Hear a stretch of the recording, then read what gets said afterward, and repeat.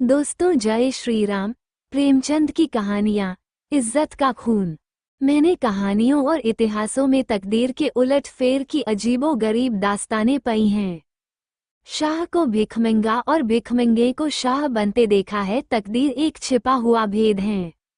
गालियों में टुकड़े चुनती हुई औरतें सोने के सिंहासन पर बैठ गई और वो ऐश्वर्य के मतवाले जिनके इशारे पर तकदीर भी सिर झुकाती थी, आन की शान में चील कौओं का शिकार बन गए हैं। पर मेरे सर पर जो कुछ बीती उसकी नजीर कहीं नहीं मिलती। उन घटनाओं को आज याद करती हूँ तो रोगटे खड़े हो जाते हैं और हैरत होती है कि अब तक मैं क्यों और क्यों कर जिंदा हूँ। सौंदर्य लालसाओं का स्रोत हैं। मेरे दिल में क्या लालसाएं न थीं, पर निष्ठुर भाग्य के हाथों में मिटी। मैं क्या जानती थी कि वो आदमी जो मेरी एक एक अदा पर कुर्बान होता था, एक दिन मुझे इस तरह जलील और बर्बाद करेगा। आज 3 साल हुए जब मैंने इस घर में कदम रखा। उस वक्त यह एक हरा भरा चमन था। मैं इस चमन की बुलबुल थी, हवा में उड़ती थी, डालियों पर चहकती थी, फूलों पर सोती थी। सईद मेरा था, मैं सईद की थी। इस संगमरमर के हौज के किनारे हम मोहब्बत के पासे खेलते थे। तुम मेरी जान हो, मैं उनसे कहती थी, तुम मेरे दिलदार हो। हमारी जायदाद लंबी चौड़ी थी, जमाने की कोई फ्रिक, जिंदगी का कोई गम न था। हमारे लिए जिंदगी सशरीर आनंद एक अनंत चाह और बहार का तिलिस्म थी, जिसमें मुरादें खिलती थी और खुशियां हंसती थी। जमाना हमारी इच्छाओं पर चलने वाला था, आसमान हमारी भलाई चाहता था और तकदीर हमारी साथी थी। एक दिन सईद ने आकर कहा, मेरी जान, मैं तुमसे एक विनती करने आया हूँ। देखना, इन मुस्कराते हुए होठों पर इनकार का हर्फ न आए। मैं चाहता हूँ कि अपनी सारी मिल्कियत, सारी जायदाद तुम्हारे नाम चढ़वा दूं। मेरे लिए तुम्हारी मोहब्बत काफ़ी है, यही मेरे लिए सबसे बड़ी नेमत है। मैं अपनी हकीकत को मिटा देना चाहता हूँ कि तुम्हारे दरवाजे का फ़कीर बन करके रहूं। तुम मेरी नूरजहां बन जाओ। मैं तुम्हारा सलीम बनूंगा और तुम्हारी मूंगे जैसी हथेली के प्यालों पर उम्र बसर करूंगा। मेरी आंखें भर आई, खुशियां चोटी पर पहुंचकर आंसू की बूंद बन गईं। पर अभी पूरा साल भी न गुजरा था कि मुझे सईद के मिजाज में कुछ तब्दीली नजर आने लगी। हमारे दरमियान कोई लड़ाई झगड़ा या बदमजगी न हुई थी, मगर अब वो सईद न था जिसे एक लम्हे के लिए भी मेरी जुदाई दूभर थी। वो अब रात की रात गायब रहता। उसकी आंखों में प्रेम की वो उन्मग न थी, न अंदाजों में वह प्यास, न मिजाज में वो गर्मी। कुछ दिनों तक इस रूखेपन ने मुझे खूब रुलाया। मोहब्बत के मजे याद आकर तड़पा देते। मैंने पढ़ा था कि प्रेम अमर होता है। क्या वो स्रोत इतनी जल्दी सूख गया? नहीं, वो अब किसी दूसरे चमन को शादाब करता था। आखिर मैं भी सईद से आंखें चुराने लगी, बेदिली से नहीं, सिर्फ इसलिए कि अब मुझे उससे आंखें मिलाने की ताव न थी। उस देखते ही मोहब्बत के हजारों करिश्मे नजरों के सामने आ जाते और आंखें भर आती। मेरा दिल अब भी उसकी तरफ खिंचता था। कभी कभी बेअख्तियार जी चाहता कि उसके पैरों पर गिरूं और कहूं, मेरे दिलदार, ये बेरहमी क्यों? क्या तुमने मुझसे मुहम फेर लिया है? मुझसे क्या खता हुई? लेकिन इस स्वाभिमान का बुरा हो जो दीवार बनकर रास्ते में खड़ा हो जाता। यहाँ तक कि धीरे धीरे दिल में भी मोहब्बत की जगह हसद ने ले ली। निराशा के धैर्य ने दिल को तस्कीन दी। मेरे लिए सईद अब बीते हुए बसंत का एक भूला हुआ गीत था। दिल की गर्मी ठंडी हो गई, प्रेम का दीपक बुझ गया। यही नहीं, उसकी इज्जत भी मेरे दिल से रुखसत हो गई। जिस आदमी के प्रेम के पवित्र मंदिर में मैल भरा हुआ हो, वह हरगिज इस योग्य नहीं कि मैं उसके लिए घुलूं और मरूं। एक रोज शाम के वक्त मैं अपने कमरे में पलंग पर पड़ी एक किस्सा पढ़ रही थी। तभी अचानक एक सुंदर स्त्री मेरे कमरे में आई। ऐसा मालूम हुआ कि जैसे कमरा जगमगा उठा, रूप की ज्योति ने दरो दीवार को रोशन कर दिया। गोया अभी सफेदी हुई है उसकी अलंकृत शोभा, उसका खिला हुआ फूला जैसा लुभावना चेहरा, उसकी नशीली मिठास। किसी तारीफ करूं मुझ पर एक रोब सा छा गया। मेरा रूप का घमंड धूल में मिल गया है। मैं आश्चर्य में थी कि यह कौन रमणी है और यहाँ क्यों कर आई। बेअख्तियार उठी कि उससे मिलूं और पूछूं कि सईद भी मुस्कराता हुआ कमरे में आया। मैं समझ गई कि यह रमणी उसकी प्रेमिका है। मेरा गर्व जाग उठा। मैं उठी जरूर, पर शान से गर्दन उठाए हुए आंखों में हुस्न के रौब की जगह घृणा का भाव आ बैठा। मेरी आंखों में अब वो रमणी रूप की देवी नहीं, डसने वाली नागिन थी। मैं फिर चारपाई पर बैठ गई और किताब खोलकर सामने रख ली। वह रमणी एक क्षण तक खड़ी मेरी तस्वीरों को देखती रही, तब कमरे से निकली। चलते वक्त उसने एक बार मेरी तरफ देखा। उसकी आंखों से अंगारे निकल रहे थे, जिनकी किरणों में हिंस प्रतिशोध की लाली झलक रही थी। मेरे दिल में सवाल पैदा हुआ, सईद इसे यहाँ क्यों लाया? क्या मेरा घमंड तोड़ने के लिए? जायदाद पर मेरा नाम था, पर वह केवल एक भ्रम था। उस पर अधिकार पूरी तरह सईद का था। नौकर भी उसी को अपना मालिक समझते थे और अक्सर मेरे साथ ढिठाई से पेश आते। मैं सब के साथ जिंदगी के दिन काट रही थी। जब दिल में उमंगें न रहीं तो पीड़ा क्यों होती? सावन का महीना था, काली घटा छाई हुई थी और रिमझिम बूंदें पड़ रही थी। बगीचे पर हसद का अंधेरा और सिहास दरख्तों पर जुंगनुओं की चमक ऐसी मालूम होती थी जैसे कि उनके मुंह से चिनगारियां जैसी आहें निकल रही हैं। मैं देर तक हसद का ये तमाशा देखती रही। कीड़े एक साथ चमकते थे और एक साथ बुझ जाते थे, गोया रोशनी की बाधें छूट रही है। मुझे भी झूला झूलने और गाने का शौक हुआ। मौसम की हालतें हसद के मारे हुए दिलों पर भरी अपना जादू कर जाती है। बगीचे में एक गोल बंगला था। मैं उसमें आई और बरागदे की एक कड़ी में झूला डलवाकर झूलने लगी। मुझे आज मालूम हुआ कि निराशा में भी एक आध्यात्मिक आनंद होता है, जिसकी हाल उसको नहीं मालूम, जिसकी इच्छाएं पूर्ण है। मैं चाव से मल्हार गान लगी। सावन विरह और शोक का महीना है। गीत में एक वियोगी हृदय की गाथा की कथा ऐसे दर्द भरे शब्दों बयान की गई थी कि बरबस आंखों से आंसू टपकने लगे। इतने में बाहर से एक लालटेन की रोशनी नजर आई। सईद दोनों चले आ रहे थे। हसीना ने मेरे पास आकर कहा, आज यहाँ नाच रंग की महफिल सजेगी और शराब के दौर चलेंगे। मैंने घृणा से कहा, मुबारक हो हसीना, 12 मासे और मल्हार की ताने उड़ेगी, साजिदे आ रहे हैं। मैं शौक से, हसीना, तुम्हारा सीना हसद से चाक हो जाएगा। सईद ने मुझे से कहा, जुबैदा तुम अपने कमरे में चली रही जाओ, यह इस वक्त आपे में नहीं है। हसीना ने मेरी तरफ लाल लाल आंखों निकालकर कहा, मैं तुम्हें अपने पैरों की धूल के बराबर भी नहीं समझती। मुझे फिर जबत न रहा। अगड़कर बोली, और मैं क्या समझाती हूँ, एक कुतिया दूसरों की उगली हुई हड्डियों चिचोड़ती फिरती है। अब सईद के भी तेवर बदले। मेरी तरफ भयानक आंखों से देखकर बोले, जुबैदा तुम्हारे सर पर शैतान तो नहीं सवार है? सईद का ये जुमला मेरे जिगर में चुभ गया। तपड़ उठी। जिन होठों से हमेशा मोहब्बत और प्यार की बातें सुनी हो, उन्हीं से यह जहर निकले, और बिल्कुल बेकसूर। क्या मैं ऐसी नाचीज और हकीर हो गई हूँ कि एक बाजारू औरत भी मुझे छेड़कर गालियां दे सकती है? और मेरा जबान खोलना मना। मेरे दिल में साल भर से जो बुखार हो रहा था, वो उछल पड़ा। मैं झूले से उतर पड़ी और सईद की तरफ शिकायता भरी निगाहों से देखकर बोली, शैतान मेरे सर पर सवार हो या तुम्हारे सर पर, इसका फैसला तुम खुद कर सकते हो। सईद, मैं तुमको अब तक शरीफ और गैरत वाला समझती थी, तुम खुद कर सकते हो।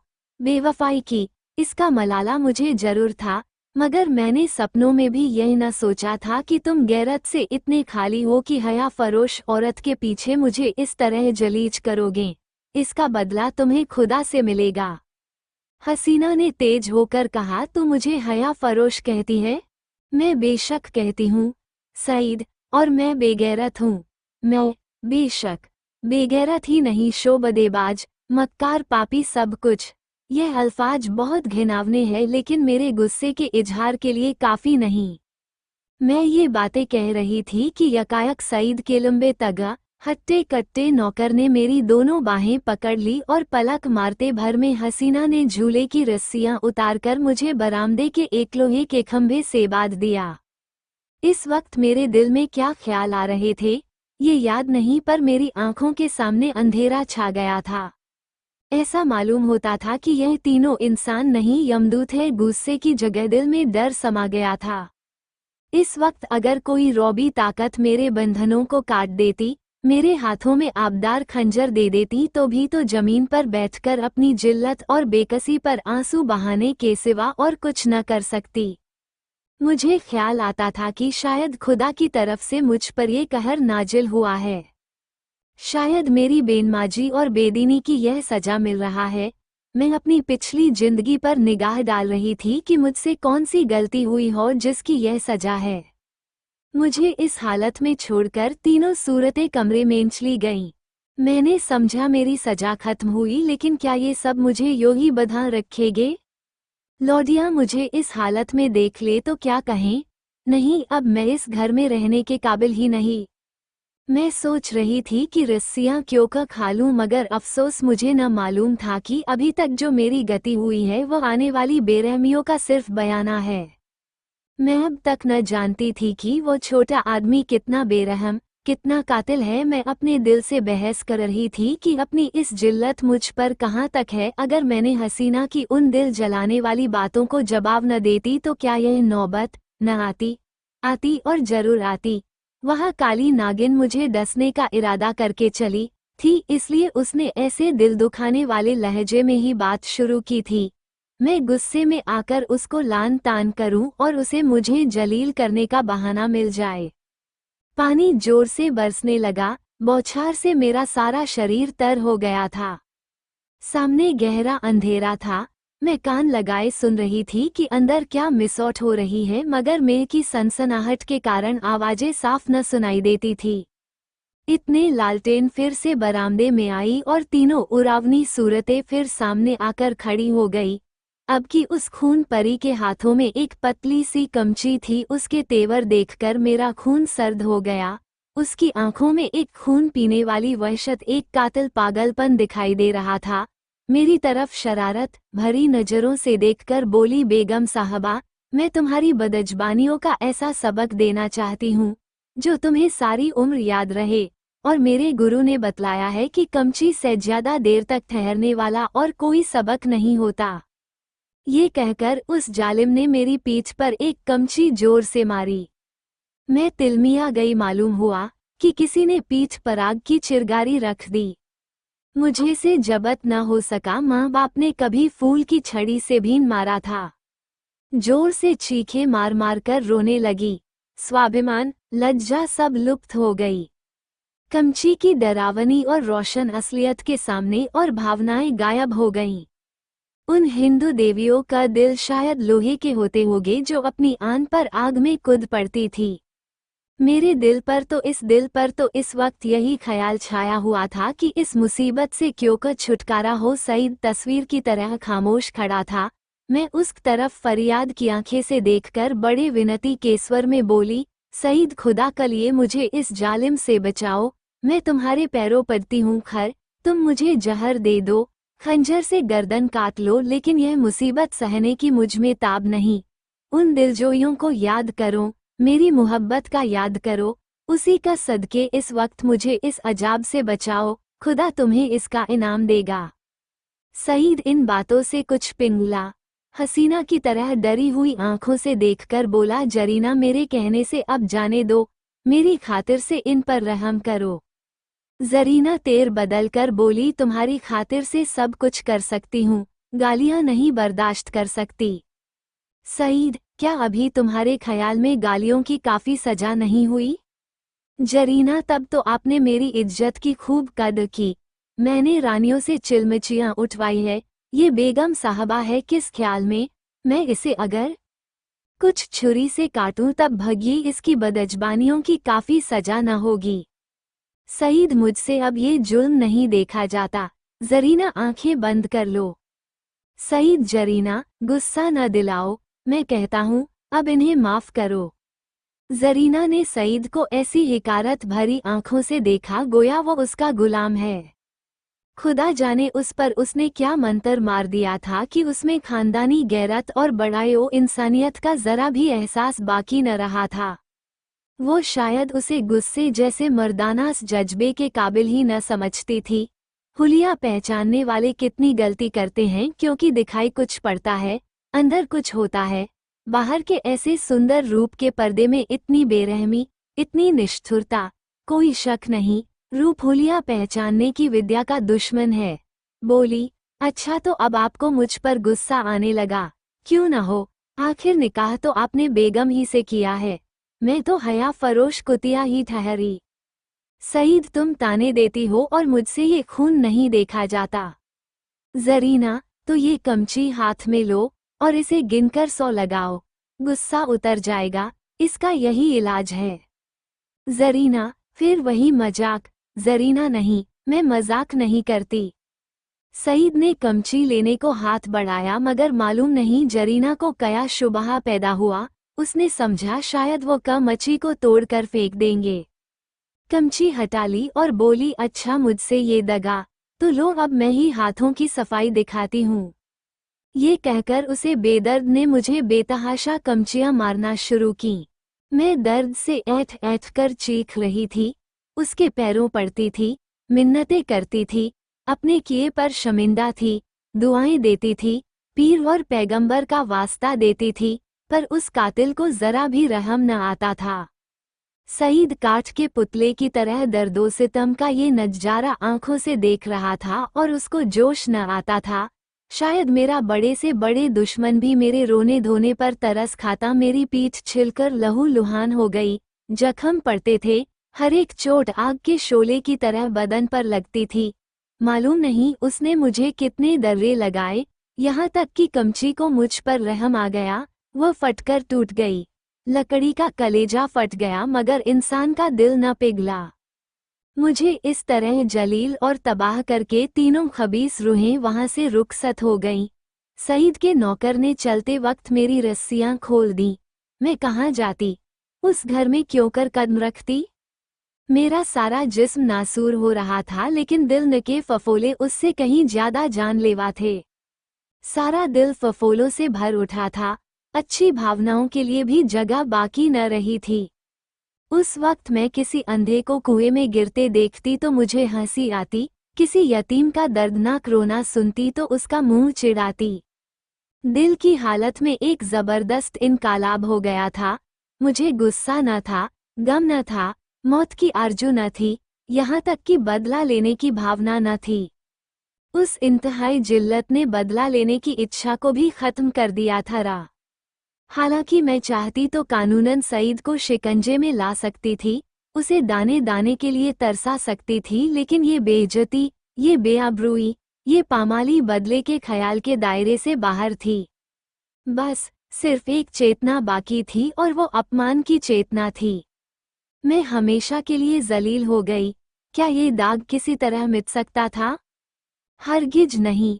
हाँ, वह छिपाया जा सकता था और उसकी एक ही सूरत थी कि जिल्लत के काले गड्ढे में गिर पड़ूं ताकि सारे कपड़ों की सियाही इस सियाह दाग को छिपा दे। क्या इस घर से बियाबान अच्छा नहीं जिसके पेंदे में एक बड़ा छेद हो गया हो? इस हालत में यही दलील मुझ पर छा गई। मैंने अपनी तबाही को और भी मुकम्मल, अपनी जिल्लत को और भी गहरा, आने काले चेहरे को और अठ भी काला करने का पक्का इरादा कर लिया। रात भर मैं वहीं पड़ी, कभी दर्द से कराहती और कभी इन्हीं ख्यालात में उलझती रही। ये घातक इरादा हर क्षण मजबूत से और भी मजबूत होता जाता था। घर में किसी ने मेरी खबर न ली। पौ फटते ही मैं बागीचे से बाहर निकल आई। मालूम नहीं मेरी लाज शर्म कहाँ गायब हो गई थी। जो शख्स समुंदर में गोते खा चुका हो उसे ताले तलियों का क्या डर। मैं जो दरो दीवार से शर्माती थी, इस वक्त शहर की गलियों में बेधड़क चली जा रही थी। चोर कहाँ? वहीं जहाँ जिल्लत की कद्र है, जहाँ किसी पर कोई हंसने वाला नहीं, जहाँ बदनामी का बाजार सजा हुआ है, जहाँ हया बिकती है और शर्म लुटती है। इसके तीसरे दिन रूप की मंडी के एक अच्छे हिस्से में एक ऊंचे कोठे पर बैठी हुई मैं उस मंडी की सैर कर रही थी। शाम का वक्त था। नीचे सड़क पर आदमियों की ऐसी भीड़ थी कि कंधे से कंधा छिलता था। आज सावन का मेला था। लोग साफ सुथरे कपड़ पहने कतार की कतार दरिया की तरफ जा रहे थे। हमारे बाजार की बेशकीमती जिन्स भी आज नदी के किनारे सजी हुई थी। कहीं हसीनों के झूले थे, कहीं सावन की मीठ, लेकिन मुझे इस बाजार की सैर दरिया के किनारे से ज्यादा पुरलुत्फ मालूम होती थी।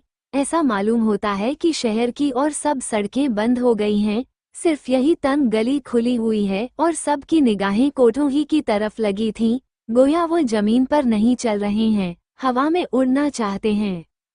हाँ, पढ़े लिखे लोगों को मैंने इतना बेधड़क नहीं पाया। वह भी घूरते थे मगर कनखियों से। अधेड़ उम्र के लोग सबसे ज्यादा बेधड़क मालूम होते थे। शायद उनकी मंशा जवानी के जोश को जाहिर करना था। बाजार क्या था, एक लंबा चौड़ा थिएटर था। लोग हंसी दिल लगी करते थे, लुत्फा उठाने के लिए नहीं, हसीनों को सुनाने के लिए। मुंह दूसरी तरफ था, निगाह किसी दूसरी तरफ, बस भांडों और नक्कालों की मजलिस थी। यकायक सईद की फिंटन नजर आई। मैं रोज पर कई बार सैर कर चुकी थी। सईद अच्छे कपड़े पहने अकड़ा हुआ बैठा था। ऐसा सजीला बांका जवान सारे शहर में न था। चेहरे मोहरे से मर्दानापन बरसता था। उसकी आंख एक बारे मेरे कोठे की तरफ उठी और नीचे झुक गई। उसके चेहरे पर मुर्दनी सी छा गई, जैसे किसी जहरीले सांप ने काट खाया हो। उसने कोचवान से कुछ कहा, दम के दम में फित्न हवा हो गई। इस वक्त उसे देखकर मुझे जो द्वेषपूर्ण प्रसन्नता हुई, उसके सामने उस जानलेवा दर्द की कोई हकीकत न थी। मैंने जलील होकर उसे जलील कर दिया। यह कटार कमचियों से कहीं ज्यादा तेज थी। उसकी हिम्मत न थी कि अब मुझसे आंख मिला सके। नहीं, मैंने उसे हरा दिया, उसे उम्र भर के दिले कैद में डाल दिया। इस कालकोठरी से अब उसका निकलना गैर मुमकिन था, क्योंकि उसे अपने खानदान के बड़प्पन का घमंड था। दूसरे दिन भोर में खबर मिली कि किसी कातिल ने मिर्जा सईद का काम तमाम कर दिया। उसकी लाश उसीर बागीचे के गोल कमरे में मिली, सीने में गोली लग गई थी। 9 बजे दूसरे खबर सुनाई दी, जरीना को भी किसी ने रात के वक्त कत्ल कर डाला था। उसका सर तन जुदा कर दिया गया। बाद को जांच पड़ताल से मालूम हुआ कि ये दोनों वारदातें सईद के ही हाथों हुई।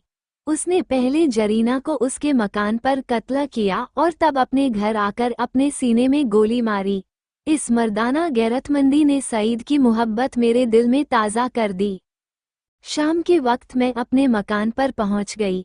अभी मुझे यहाँ से गए हुए सिर्फ 4 दिन गुजरे थे, मगर ऐसा मालूम होता था कि वर्षों के बाद आई हूँ। दर दीवार पर हसरत छाई हुई थी। मैंने घर में पांव रखा तो बरबस सईद की मुस्कराती हुई सूरत आंखों के सामने आकर खड़ी हो गई। वही मर्दाना हुस्न, वही बांकपन, वही मनोहार की आंखें। बेअख्तियार मेरी आंखें भर आई और दिल से एक ठंडी आह निकल आई। गम इसका न था कि सईद ने क्यों जान दे दी, नहीं, उसकी मुजरिमाना बेहिसी और रूप के पीछे भागना, इन दोनों बातों को मैं मरते दम तक माफ न करूंगी। गम ये था कि यह पागलपन उसके सर में क्यों समाया। इस वक्त दिल की जो कैफियत है, उससे मैं समझती हूँ कि कुछ दिनों में सईद की बेवफाई और बेरहमी का घाव भर जाएगा। अपनी जिल्लत की याद भी शायद मिट जाए, मगर उसकी चंदरोजा मोहब्बत का नक्श बाकी रहेगा और अब यस ही मेरी जिंदगी का सहारा है।